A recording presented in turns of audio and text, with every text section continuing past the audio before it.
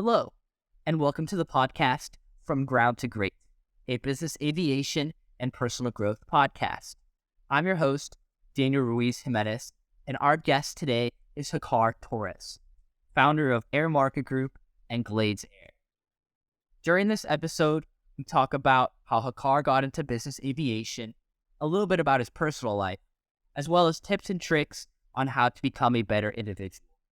So without further ado, here's the episode. Enjoy. So first guest, Hakar Torres. How are you doing, man? Phenomenal. A beautiful, chilly Saturday. Dude, it's cold, bro. It's getting today's colder too. I got the hoodie out. Yeah, the Air Market Group hoodie. Yeah, grab it where? On Etsy? On the Etsy store. Yeah, there we go. When did you start wanting to do that, or when were you like, oh, bro, let's open up an Etsy store? So, I'd always wanted to do some sort of like merchandise or something that people can kind of wear out. I feel like style with aviation is like, it's either that super extreme of like, okay, you're wearing like the Balenciaga and all that crazy, specific designer stuff. Yeah. Or like some of the aviation stuff is like kind of nerdy. Like my mom bought me this shirt when I was a kid that's like, watch your attitude. And it's got like a giant... I know that's exactly what you're talking about. And, it's like when you look at that kind of aviation clothes, you're like, that's cute. But it's like... It's more like geeky now. It's a little nerdy a little bit. So I kind of wanted to like introduce some aviation styled stuff that like people that were aviation enthusiasts would like wearing, but was still like cool looking and wasn't necessarily like only geared towards somebody that would get the joke, because like I would have people come up to me, they're like, what does it mean? I don't understand it. And so it's kind of like, yes, it's niche to the people that like are aviation specific. Yeah. But with the whole launching of the digital store was really also recognizing the accessibility of it.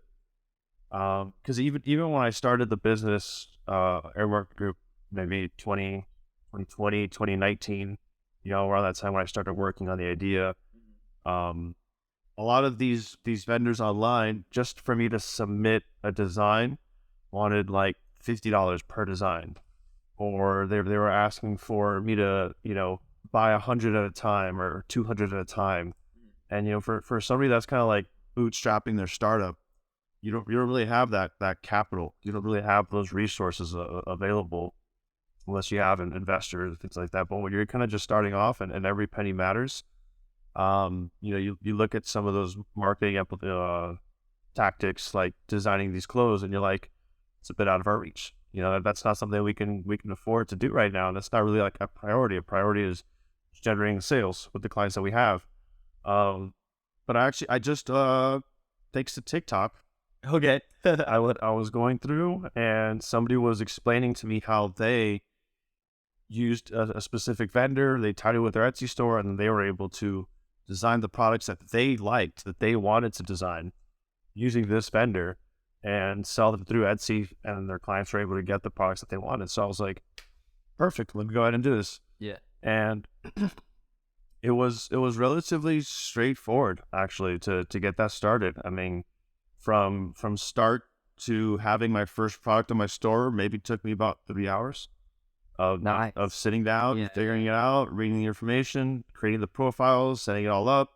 And when you think about that in the sense of like the entry level that it takes to start an online store that requires very, very little capital, in the sense of I'm only paying about 20 cents per listing for every 3 months, which is pennies when you really think about it. Yeah.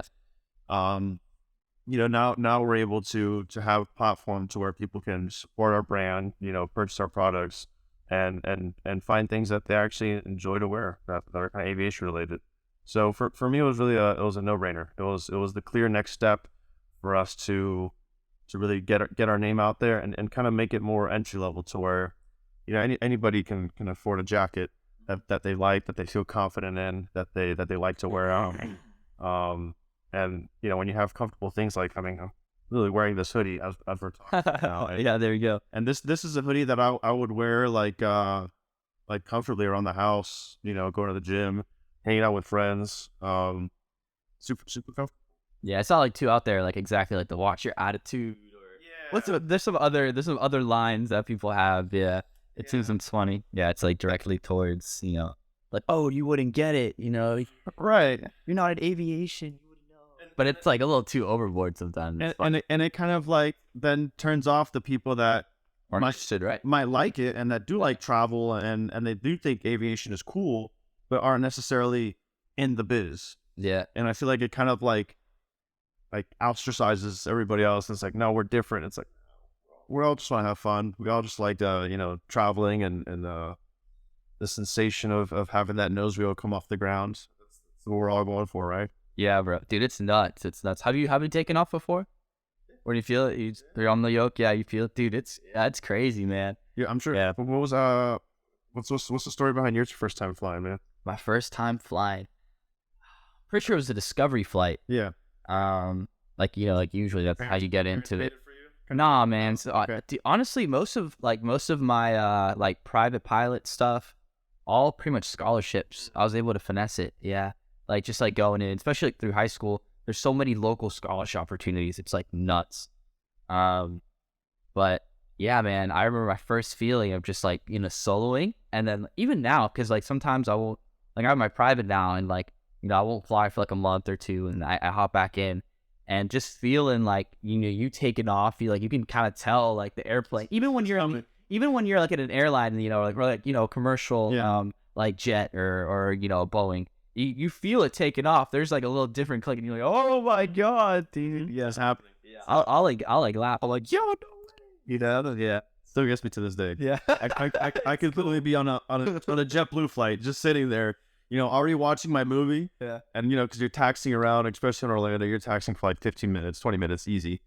And then by the time you get off the runway, I'm already like, okay, headphones off. Yeah, you're like, look out. All right. Yeah, man, back. Or you know what? I'll pull like if there's like someone cute next to me or something like that, I'll like pull up the ForeFlight and I'll look at the flight plan. Yeah. You've done that, yeah. Yeah, I know. Exactly. This is you see those blue lights? That's a taxiway. They're like, whoa. Yeah. It's amazing how knowledgeable you can seem to the average traveler when people out on an app like ForeFlight or Flight Radar.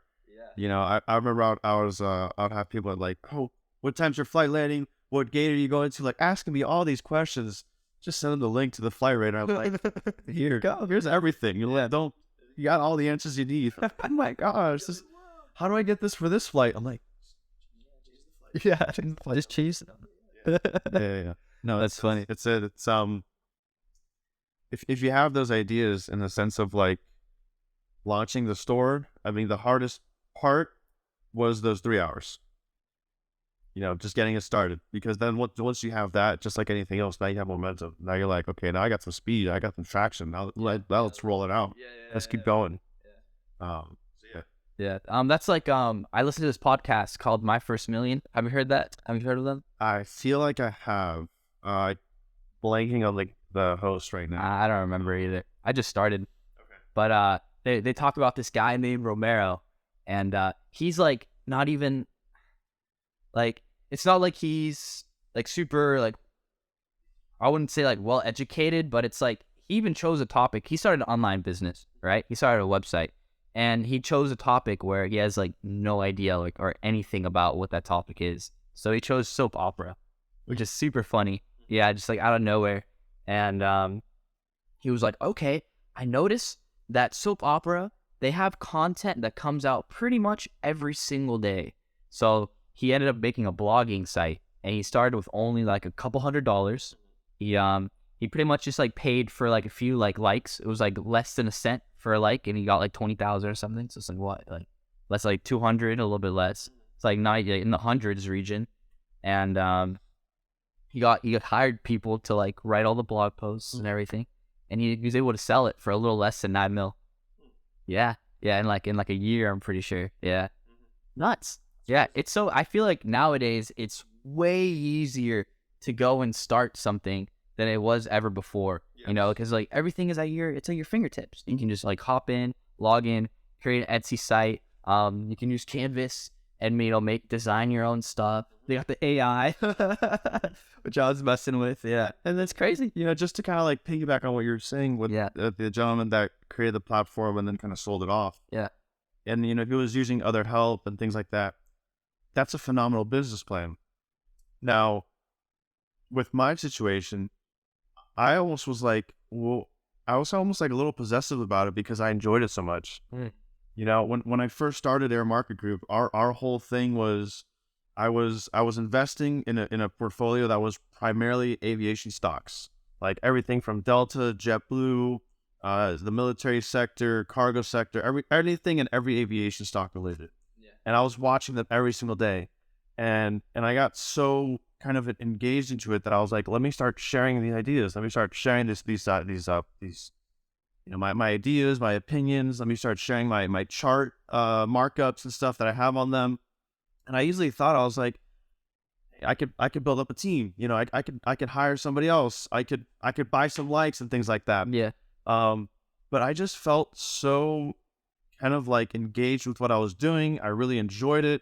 I was actively trading these stocks myself. So it was like, I'm learning and I'm kind of documenting my own process as I'm trading these things. So granted, my strategy probably wasn't the best for like scaling the business or like massively growing a 7-8 figure company. But at the end of the time, I wasn't really like focused on that. I was more focused on like, okay, what is something that I can do that's going to provide me with some satisfaction, that's going to engage me every day, that's going to want to motivate me to wake up and say, all right, this is what I'm doing today. Yeah. Regardless of, okay, the money's going to be coming in, I know, hey, this is what I'm excited about. And so, probably my like business approach to it is probably not going to be for that person that's like looking to rapidly grow, scale, and then sell off a business to make quick cash, because I did the entirely opposite approach. I said, okay, well, what is that I enjoy doing, and how can I make sure I do it every single day? So it was a little bit different. So it's nice hearing those other approaches and kind of like challenges my thought of how I did things, because now I can recognize it's like, okay, well, do I still want this to be a passion project, or do I actually want to now change this into being, okay, we're a company, we're an organization, this is our mission. And that's why, if you notice in the last like year or so, we've gone from it just being myself in this project to now you're part of the team. We have 5 other individuals. You haven't met him yet, but we just brought on a marketing director. Oh, okay. Tyler, he's designing right now our full brand image, the feel that people are going to have when they call us. The type of presentation that we bring in when we walk into a room. All that stuff. He's kind of mapping it out for us. That way, we're all kind of walking the same walk, talking the same talk, and it's like we're more in unison about our mission. So it's like I'm recognizing now that as we're growing and the kind of the vision is expanding, the benefit of having those key people that can really like catapult your business into like the next step. So for people that don't know too much about like Air Market Group, can you like kind of describe what Air Market Group does? And actually, even before that, like, how did you come up with it? When in your life were you like, I need to build this? Yeah, because it's something that you're passionate about. It is. So, back in maybe 2017, that's when I started personally actively investing. I went to a couple of courses in person, did a whole bunch of studying, we're reading different books, and when you listen to guys like Warren Buffett and the big investor guys, they always talk about investing in the products that you love, that that's why most of his portfolio is like Coca-Cola, McDonald's, Baskin-Robbins, things like that, because he's like, I know these consumer products, I know how they work. And so when I started my investing kind of journey, I picked the niche of aviation just right off the top. I built up my little watch list of, it was about like 45, which for anybody starting a watch list and you're just beginning to trade, don't overwhelm yourself with 45 stocks on a watch list, especially if you're going to be trying to like monitor those on a daily basis. It's overwhelming. It's way too many. You're going to miss stuff. You're going to be focusing on these top 5, and then you're going to skip down and you're like, oh, let me look at number 37. And you're like, oh my God, I missed all this movement. And then you're going to try and capitalize on that. And then you're going to miss your first 5. So it's just like, that's usually what happens. Yeah. and you're teeter-tottering between, too many options. So, you're more than welcome to look at the list of aviation stocks that I've kind of curated. They're on the website there. But even if you just start off with maybe like 5 that you just love, that have good volume trading, that they have good, movement in their actual price, and you just kind of want to become like a master at those 5, you'll be great. You'll have much better success because you're going to be an expert on those 5. You're going to know the type of move that they have on a daily basis. You're going to have a better understanding of their volatility. You're going to know, when their earnings coming out, when their dividends are. You're going to have a better idea of, their C-suite and their executive team. So you're just going to have a much more structured approach as compared to when you did what I did, 45, and tried to do all 45 at once. Granted, you could do like Excel sheets and cheat sheets and a whole bunch of other stuff to try and make it easier, but it's still a lot. 45 is a lot. Don't recommend that. So then with that being said, I initially just started off with just a blog. This blog actually was primarily focused on me just sharing my ideas, sharing my opinions. And at the time, I was actually working for a financial services company as an affiliate.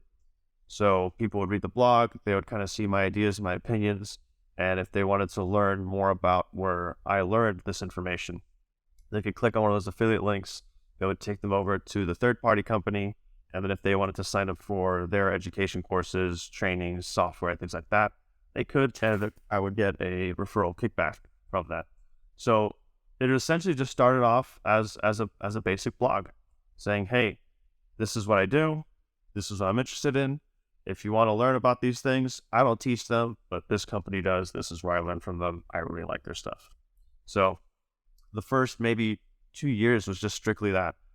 Just writing about different companies, bringing people in to the attention that I was delivering in the sense of the value, my opinions, my ideas, and then the company itself was generating revenue off of the affiliate and the kickbacks that we're getting from the third party company. As I started looking at that business model and seeing, okay, how can I start to expand this? What is it that now I can offer more of my clients? It wasn't until somebody actually reached out to me, cold DM directly, or like one of my little like, hey, reach out to us boxes that was on the website. It was a maintenance shop up in Atlanta, Georgia, or Valdosta, Georgia, and he reached out to me and he says, hey, I have this airplane that's sitting here, belongs to an older gentleman. We're trying to get it sold. Can you come out here, take some photos of it, and get it listed for sale? We need some help. No problem. Stay less. Absolutely. So me not necessarily knowing too much all about the business, I get in my car, I drive for 4 hours up to an airport I've never been to before. Because, at this time, I don't have an airplane myself. It's not like I'm going to fly up there or anything. Yeah. Head out to this airport, meet the maintenance guy who reached out to me just out of the blue. I kind of asked him, I was like, what made you, choose to do business with us? Mm-hmm. And he should have said, he's like, I've read a lot of your stuff. He's like, I would go through, I've learned a lot from you. He's like, I actually look forward to whenever you post something new, because then I get to go in there and read more about it. And he's like, I trust you. Like, I see how you talk. I see you know your information. And he's like, it just seemed like a smart move to work with you. So, hey, I'm glad. Thank you. I appreciate that feedback. Yeah. And so sure enough, I take a whole bunch of photos, get photos of the logs, information, and then that same kind of principles that I used when I was educating and sharing my ideas with the market of stocks, I kind of followed that same principle then with this aircraft. I just started educating people on it. I started sharing the value that it has. I started talking about my opinions about it. And then sure enough, people kind of got interested and were like, sounds like a great plane. Can I buy it? And one thing led to another. We're at on a Zoom call with an escrow company, and they're signing paperwork, and I'm getting a commission check for connecting these two people together who wanted to be able to serve this to sell this aircraft. And so I recognize that, okay, now I have something that I can do here. Now I have something a little more tangible that I can actually grow with. And then that's when I started looking at, okay, I need other people now.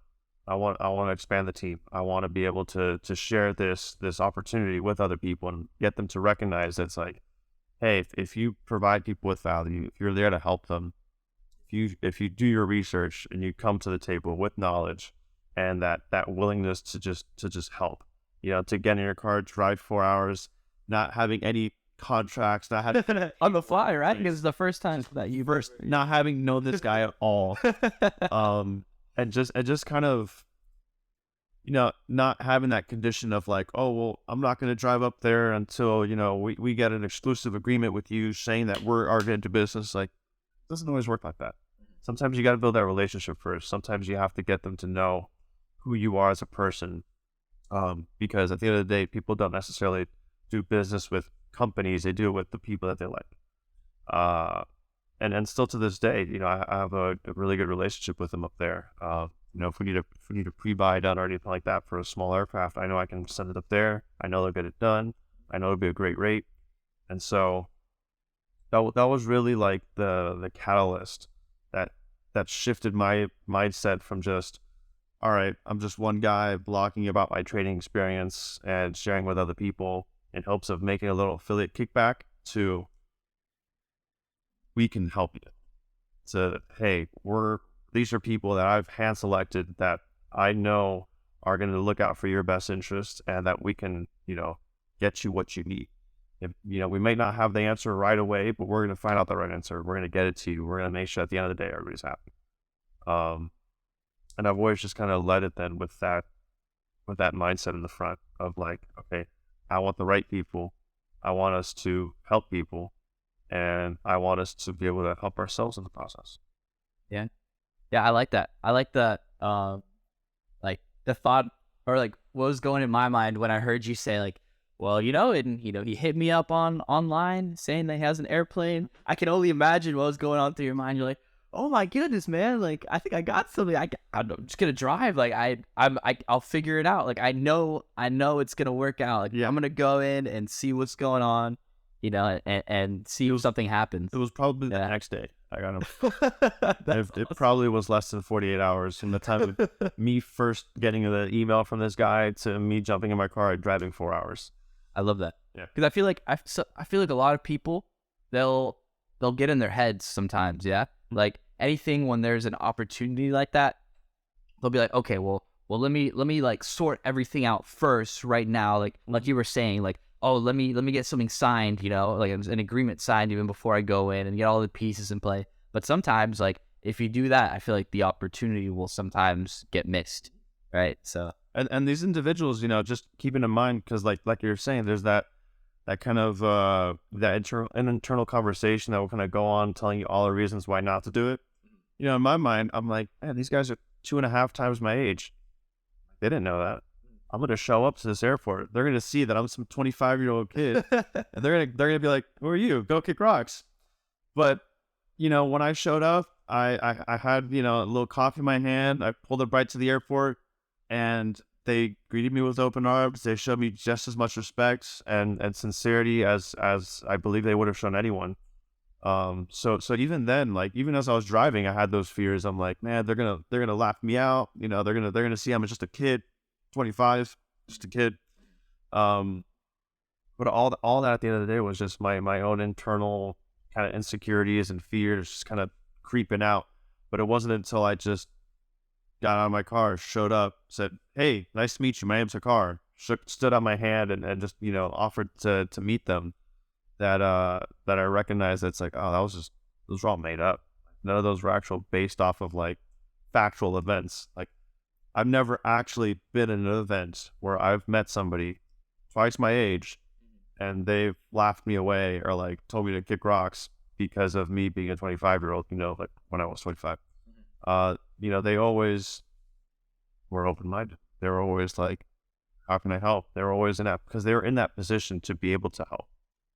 And I feel like it's important to recognize that. There's a lot of people out there that want to help, that want to see you succeed. As long as you show up with integrity and you're honest with your intentions, you're out there. I like that.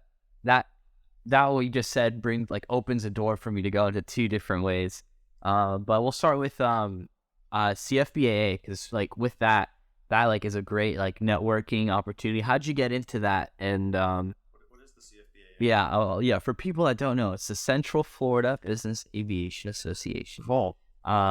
So it's here in Central Florida. It's actually pretty recent. But the NBA loves it, from what I've heard. They really like us, and they liked that we did Aviation Day. And Aviation Day was an event that happened last year that invited students to come in, young people that are interested in aviation, to go in and learn and have a lot of business opportunities that are open in hand. But mostly it's a really it's a huge place to network and to be able to know people in that you otherwise wouldn't normally meet in an everyday basis.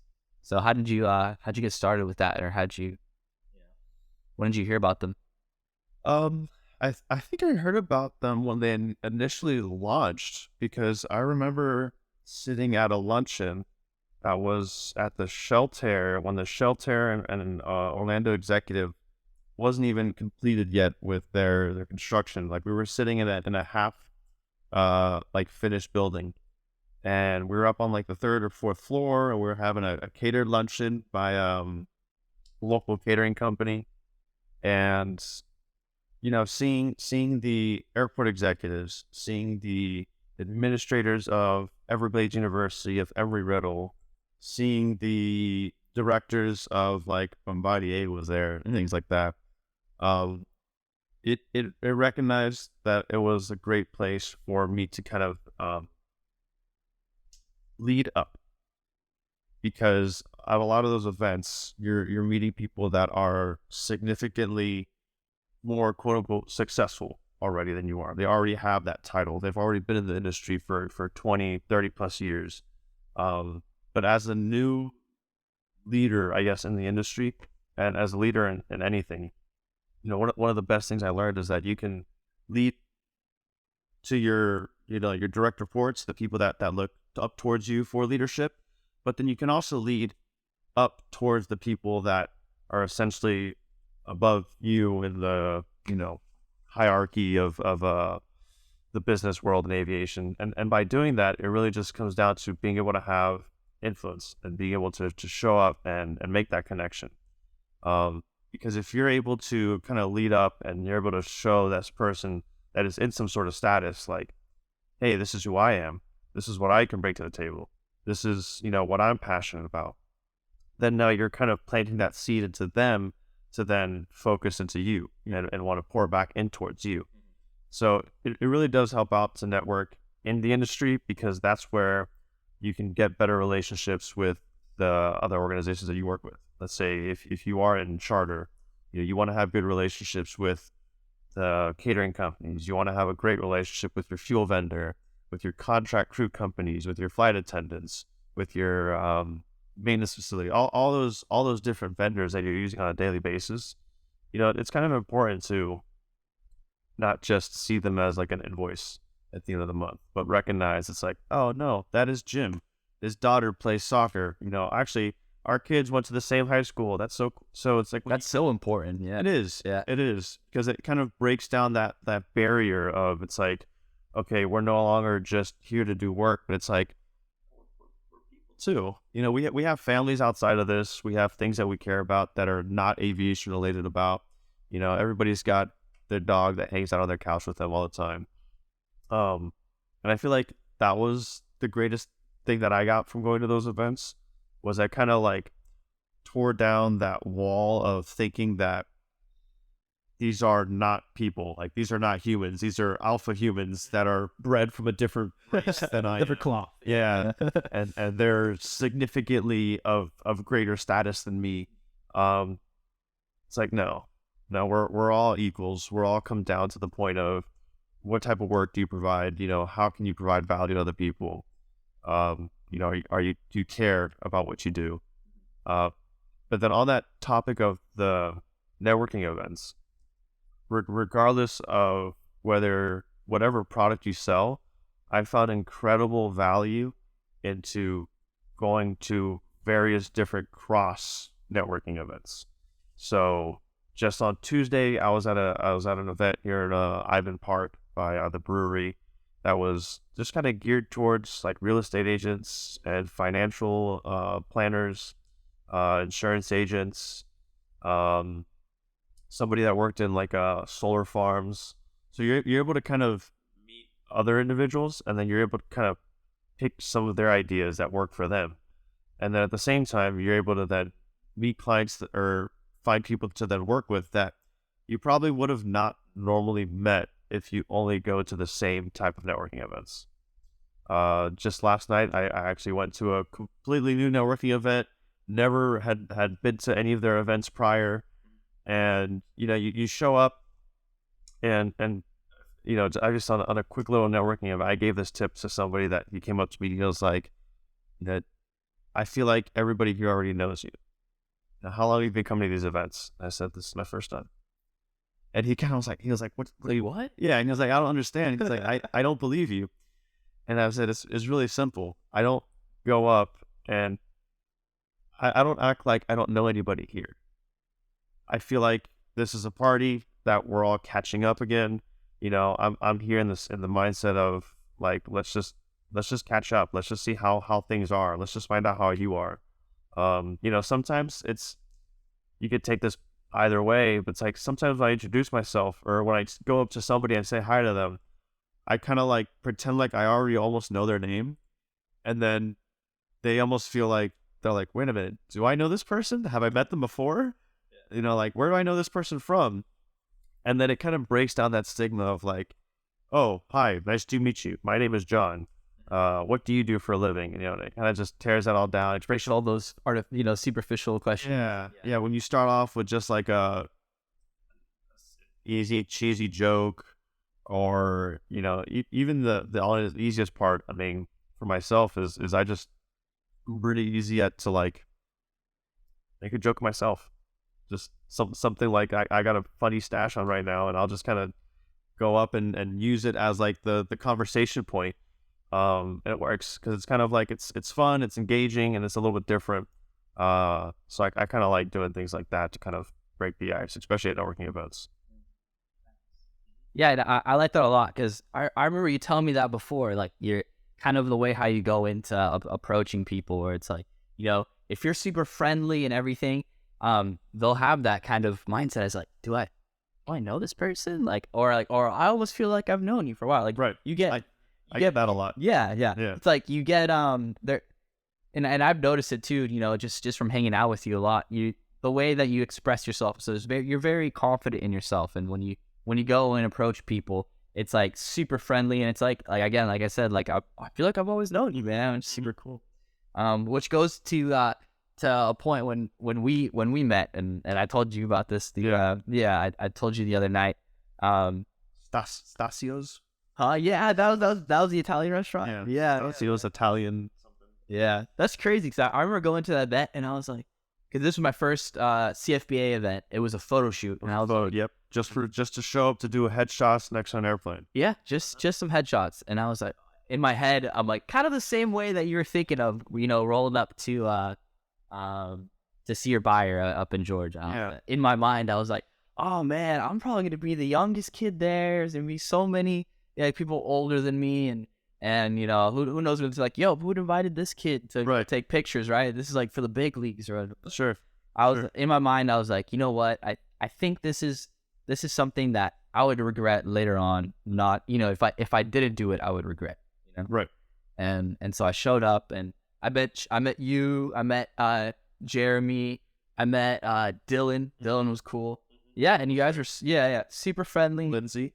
Lindsay. Yeah. And Jenny too. Jenny was cool. Yes. Yeah. That was the first time I met her too.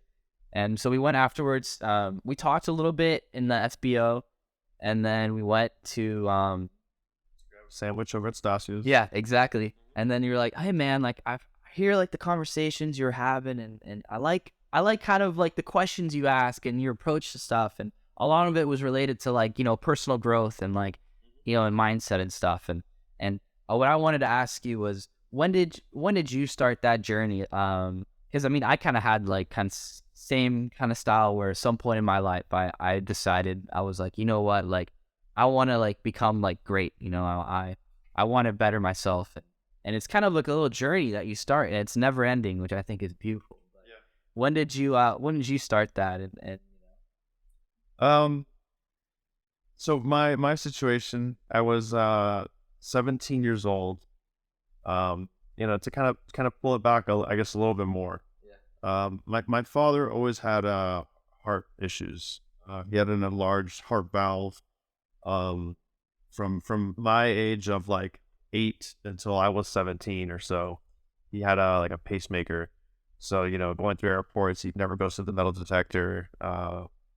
He was always usually really fatigued in the like the evenings, just because when you have a battery in your chest literally pumping electric volts through your heart just to keep it pumping, it can get kind of exhausting sometimes. And I imagine you're kind of fighting just to have some normalcy into day to day.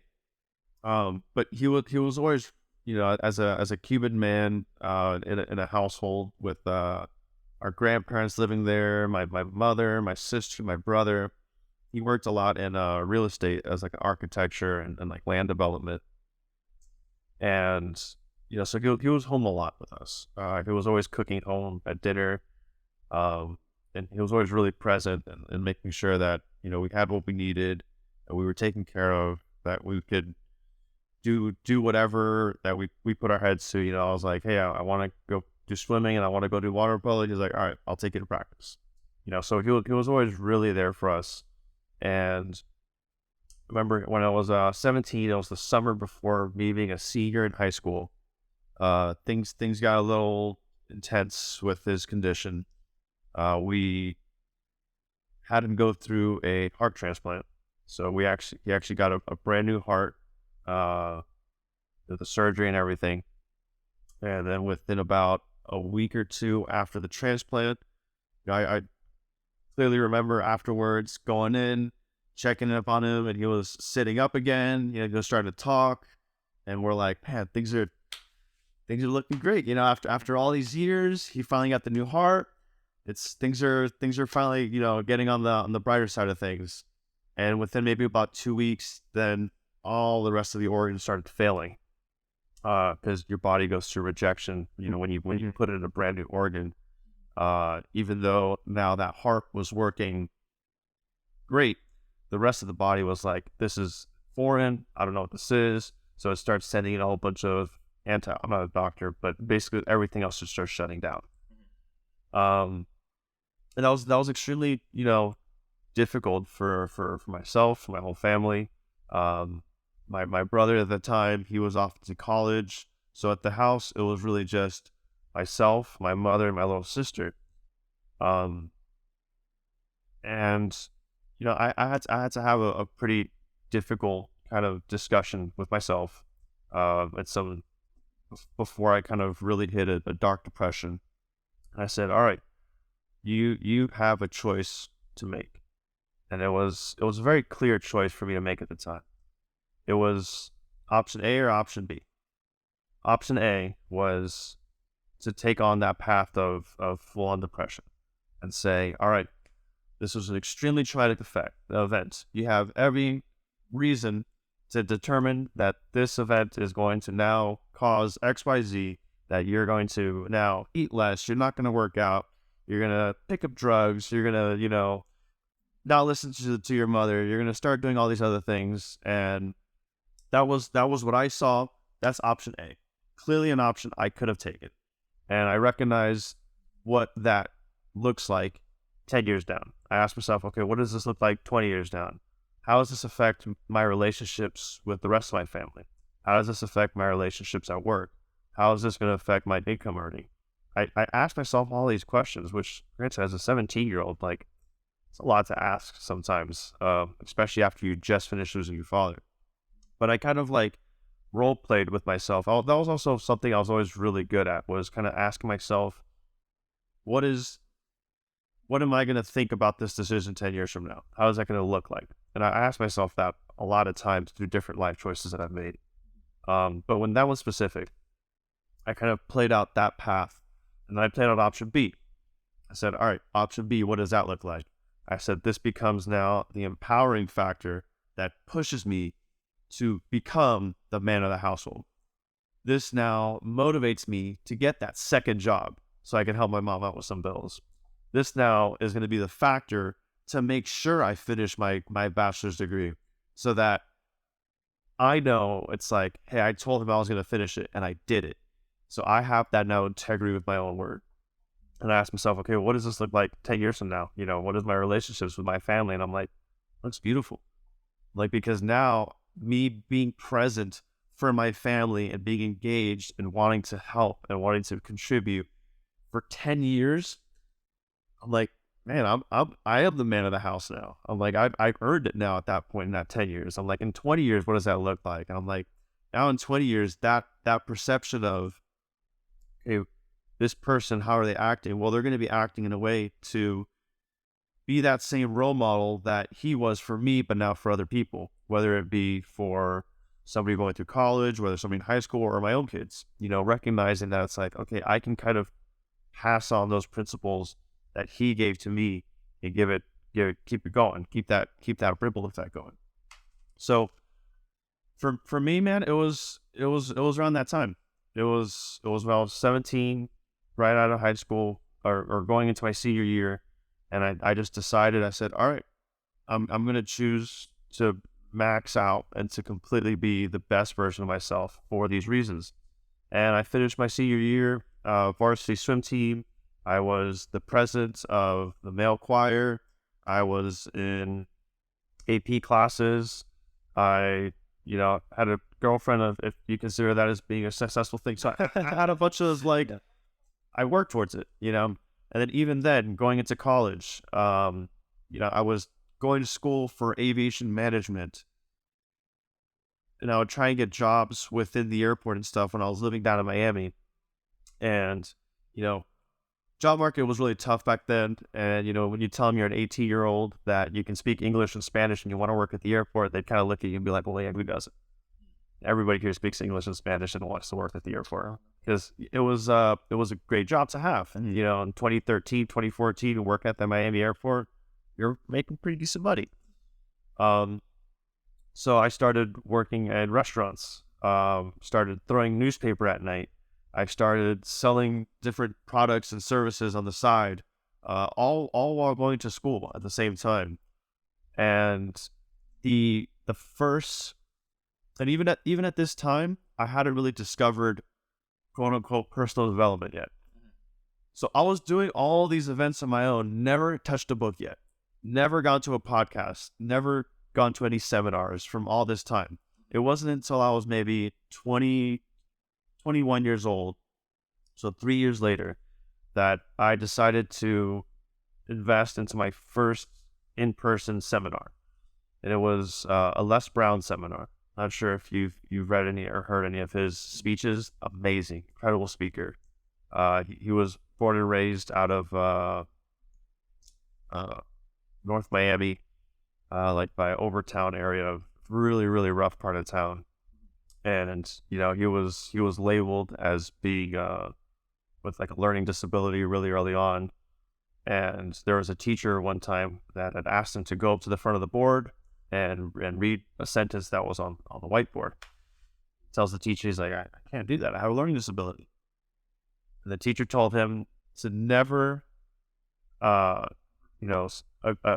never accept an opinion that doesn't empower you. And from that moment on, I kind of really got hooked on that idea of not accepting any opinions that don't empower me, not accepting any ideas that don't, motivate me to be the best version of myself. Now, granted, I'm not saying don't take constructive criticism. Yeah. If you need some feedback to help you grow, that's still part of that growing process. But in the sense of like labels or conditions that kind of put you in a hindrance or kind of block certain blessings, to just completely eliminate that. And it was around that time, around 21, after I went to that event, that I was really hooked. And I probably, from that moment on, I read more books after the age of 21 than I did while I was in high school. That's usually what happens. Yeah. Same here. All of school, middle and high school, I was spark notey, everything. Cliff notes. I don't think I ever actually fully read any of the literature requirement books. I'm so sorry to all my English teachers in the past, but I'm just going to let you know right now, I never finished any of those books. Why would you? It's all Cliff Notes. It's all Cliff Notes. It's efficiency. At the end of the day, I'm not going to understand the literary analysis regardless of my own. And if you ask me my literary analysis, you're going to tell me it's wrong. So let me just get you what you want. That was kind of my thought process around it. I remember there was 1 year when I was 22. I was on average listening to 3 TED Talks a day. I actually got to 1,000. No kidding. In 1 year. Oh, that's cool. In 1 year. Some of these TED Talks are like 10, 20 minutes. Some of them would be like 45 minutes. But I made it a point to listen to 3 a day. And some of them related to business, some health, some science. So they have everything. They have all. I would you want to learn all sorts of topics. I remember I'd be going to the gym and people would like ask for my headphones, and I'd be like, no, I don't want them. What are you listening to? Like John Maxwell? Yeah, but he's like, what kind of rapper is that? Does that count? Yeah. So I kind of went out to like a huge rabbit hole. Just really working on myself, really focusing on my own mindset. And even still to this day, somebody that I met last night was recommending the 15 invaluable laws of growth. And I really stuck with, I actually listened to like an audio kind of summary of it while I was driving home yesterday, just because I was like, let me check it out. It's also from John Maxwell. And law 14 is that you can always continue to grow, because as you continue to grow, then there's always more room for growth.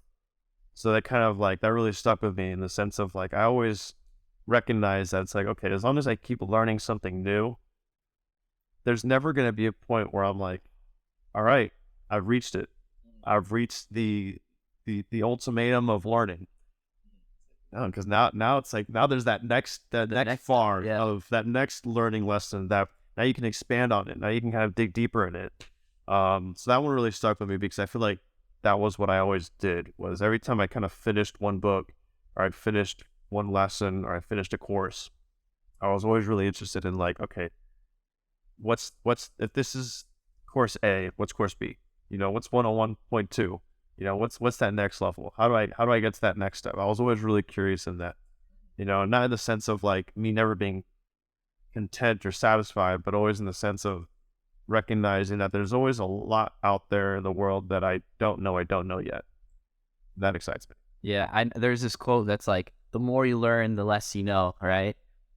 It's crazy, because it's like you'll want to get deep, maybe if you have like a basic understanding of something, you'll be like, oh, okay, I feel like I know enough about the subject. But if you're someone who's like really mastering and wanting to learn more about a certain subject, it's really beautiful, because you'll find out, wow, I really don't know that much. And there's all this, nothing. And there's all this huge opportunity to learn more and discover yourself.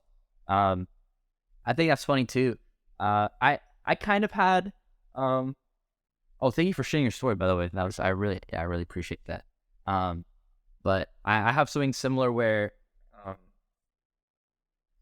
I felt like when I started, going down and kind of like reading like, personal development and personal growth, a lot of it, I would look into myself and be like, yeah, there's some stuff that this is cool. I'm like discovering myself, because I feel like those laws or rules or approaches are something similar that I've done in my life.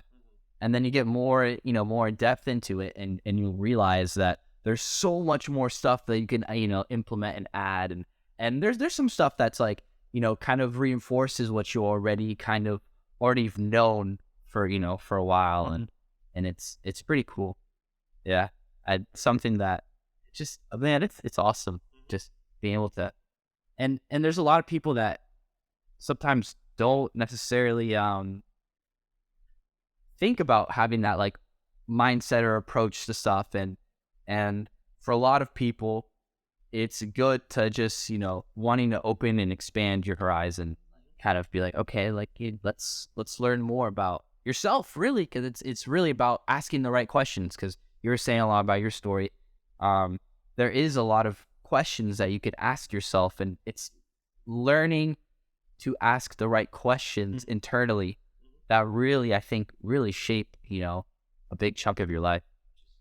That was why, even though right now I'm not a ATP commercial pilot, trying to get into the regionals or the airlines or anything like that, it wasn't because, 16 years old, after I do my first discovery flight, I started kind of asking myself that 10-year, 20-year, 30-year question.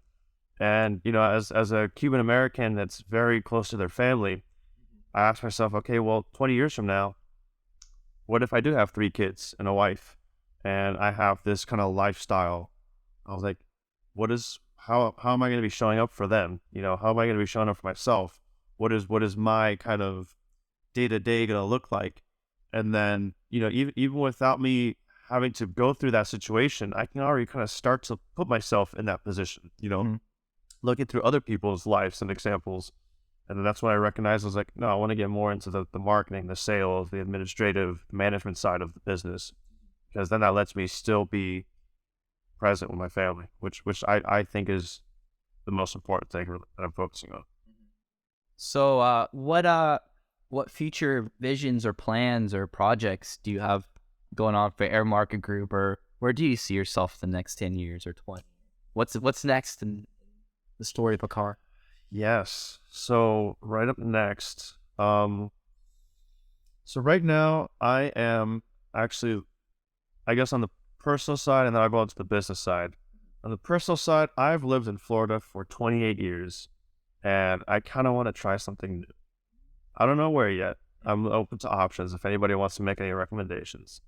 In this last year, I've kind of been going around and trying new places. So I spent a week out in Seattle. I did a week in Boston. I spent some time out in Salt Lake City. Spent some time out in Europe. And so I'm kind of like seeing like where's the next adventure for me as like an individual personally. But then at the same time, I'm also kind of conflicted between that because, just tying right back to how I said family's so important. All my family is here in Florida. They're all down in South Florida. Conflicting. Yeah. So I'm like, personally, I want to get out and I want to get somewhere nicer, kind of away from the 90-degree weather all the time. But being a 45-minute drive away from family is really nice. That's definitely a plus. In terms of Air Market Group and kind of the expansion of what we're doing, we're going to be launching a new subsidiary pretty soon in the next year called Glades Air. And they're going to be primarily focused on building curated trips. So we actually recently just got our IATA certification for being a travel agency. That allows us to book wholesale rates on things like cruises, flights, hotels, all-inclusives, car rentals, ski passes, the whole 9 yards. And we really want to focus on kind of more holistic travel in the sense of we recognize and we hear everybody talking about how damaging for the environment some sort of travel decisions can be. When you're choosing to travel a certain way, or when you're choosing, luxury and speed over efficiency and maybe, carbon footprint. So we want to be able to kind of curate more of a vacation experience for people that are more aware of those things, are more conscious, and that still want to be able to go out and see the world, but don't want to necessarily destroy it in the same process. So we're kind of building on that concept. We want it to really be focused on environmentally friendly, practices, staying at resorts that do things like, and I don't know if you see like, Hilton now, I think has like a little policy where it's like, okay, you put the towel on the floor, we'll wash it, you keep it hung, we'll leave it. So like they do certain things like that now so that they can reduce their, use of water and, like their washing and things like that. Because if you don't need to have that towel washed, then they won't wash it.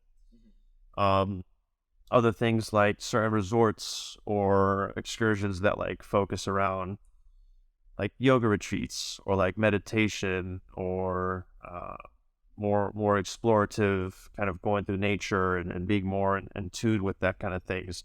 I really feel like there's going to be a bigger kind of want and demand for that kind of stuff, because at the end of the day, people still want to travel, but these matters are now more important and more relevant to our life than ever.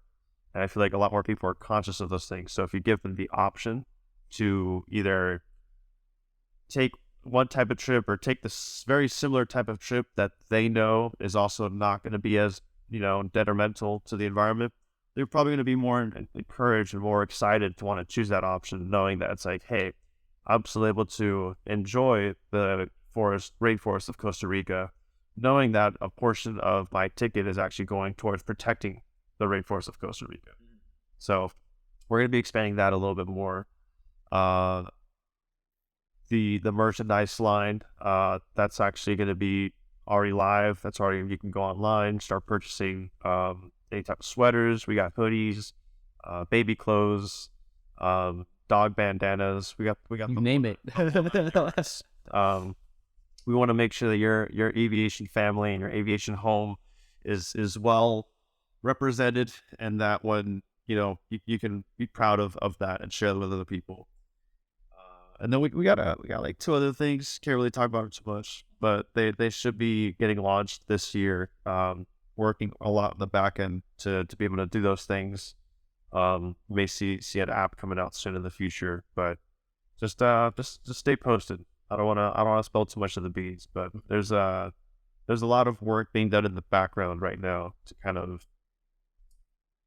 expand how we can help other people and expand our mission and our vision, which was really just towards having quality experiences with incredible individuals and being really intentional about how you do it. As we come to a close on the podcast, do you have any advice for anyone, wanting to get into business aviation or just personal growth or just anything where maybe people are maybe in a limbo and they're like, oh, I'm not sure, how to get into, what I want to do, Yeah, I think the biggest thing that I applied for myself that really helped me out was I never waited for somebody else to qualify me.